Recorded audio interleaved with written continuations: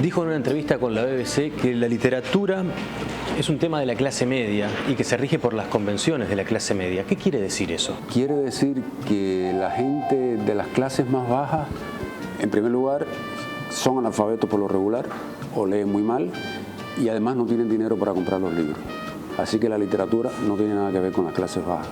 Las clases altas tienen mucho dinero para comprar libros de sobra, pero no les interesa comprar libros, están ocupados manejando su dinero. Entonces se queda, como muchas cosas, en la clase media. Los escritores somos de clase media, los editores son de clase media, los agentes, los lectores son de clase media, es la clase media la que lee.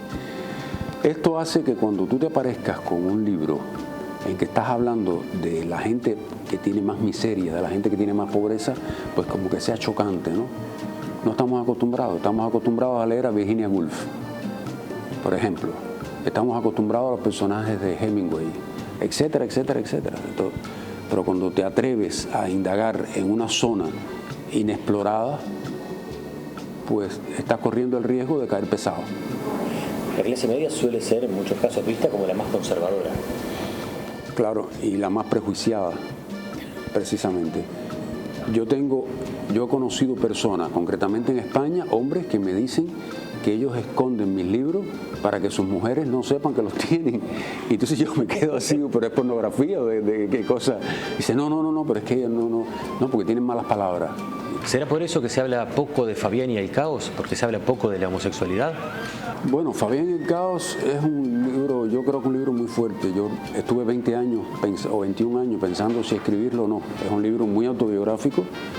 Sucedió realmente lo que yo cuento ahí, un poco novelado para poderlo, lo suavicé un poco para poderlo escribir. En la realidad fue mucho más fuerte.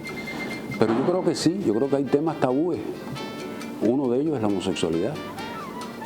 Y otro es tratar precisamente de los personajes bajos, esto que hay en la trilogía sucia, en El Rey de La Habana, este tipo de personajes que tienen mucha miseria moral, porque la miseria material lo único que trae es miseria moral, y dentro de la miseria moral cabe todas las bajezas del mundo, ¿no?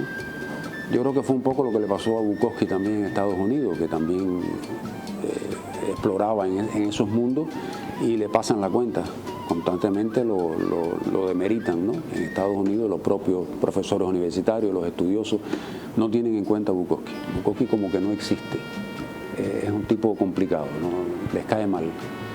Yo creo que quizás un poco a mí me pasa eso en Cuba. Un mexicano me dijo hace poco, a ti te pasó en Cuba lo mismo que a Luis Buñuel en México. Él hizo Los Olvidados y colocó a los mexicanos delante de un espejo y a los mexicanos no les gustó lo que estaban viendo en ese espejo. A ti te ha pasado lo mismo con Trilogía Sucia, has colocado a los cubanos delante de un espejo y no les gusta lo que están viendo. Por eso Trilogía Sucia no se ha publicado en Cuba. No se ha publicado y por lo que veo vamos a pasar unos cuantos años sin que se publique. Yo trato muy flexiblemente de ir publicando todos mis libros en Cuba. Por suerte hay una editorial que es la editorial de la Unión de Escritores y Artistas que está publicando casi todos mis libros. Han salido en los últimos años 4, 5, 6 títulos, faltan 2 o 3. Casi todos los años se publica uno, con tiradas de 7.000, 8.000 ejemplares aproximadamente, que para Cuba está bastante bien.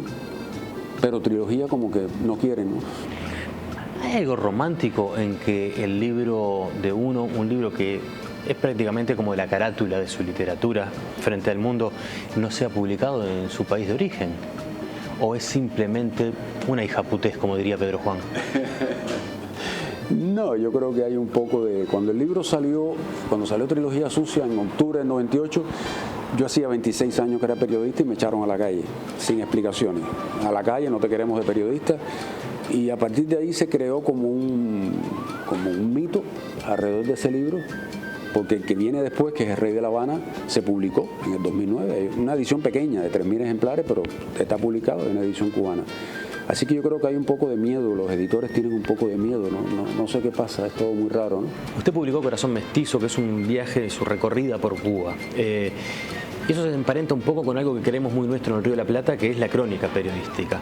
¿Existe el periodismo narrativo, el periodismo literario? ¿Es un género literario de segundo orden o es que quienes intentamos practicarlo somos un grupo de periodistas pretenciosos? Es un libro de viaje. Corazón Mestizo es un libro de viaje por Cuba. Lo publicó Planeta en Matanzas, en España. y no se ha difundido aquí en América Latina. Ahora se está preparando una edición en anagrama, a ver si se conoce en América este libro. Es un libro basado un poco en mi trabajo de investigación periodística sobre el mestizaje como columna medular de la sociedad cubana. Yo sostengo que el mestizaje es lo que nos lleva a ver la sexualidad de un modo específico, la gastronomía, la música, el baile, la expresión corporal, la gestualidad del cubano, incluso el lenguaje. Nosotros tenemos un lenguaje que no es castellano exactamente, es cubano, tenemos nuestro propio lenguaje. Y yo creo que toda la sociedad está articulada alrededor de este mestizaje de negros, africanos y españoles, básicamente.